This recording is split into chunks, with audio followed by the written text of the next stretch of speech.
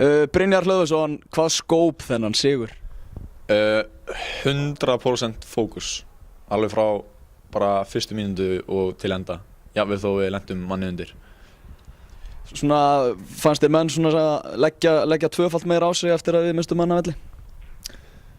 Já, það má segja það, en frá byrjun hvort sem að þá var þetta, við vorum að leggja okkur alveg 100% fram. Það kom samt smá ekstra, menn vildu ekki gefast upp, gáfust ekki upp.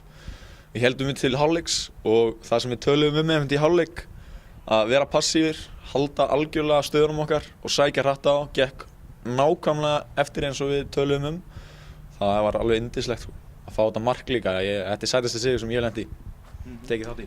Og þið þarna í varnarlínan voru í heild sinni að spila bara eins og reyndar allt liðið frábærlega.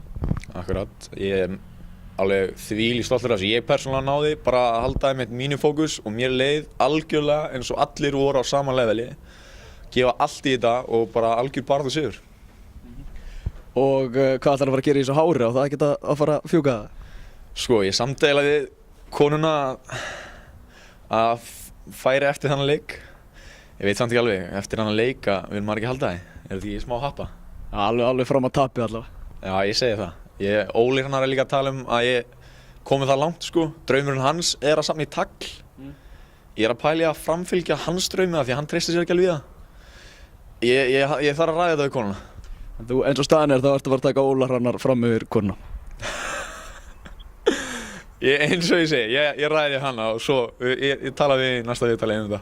Annað hvort verð ég með hárið eða ekki. Takk fyrir þetta, Binni.